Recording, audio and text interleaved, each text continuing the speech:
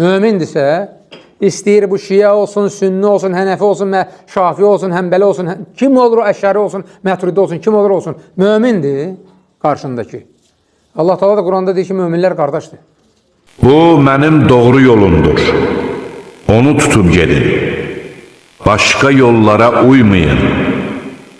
Çünki o yollar sizi Allahın yolundan uzaqlaşdırar.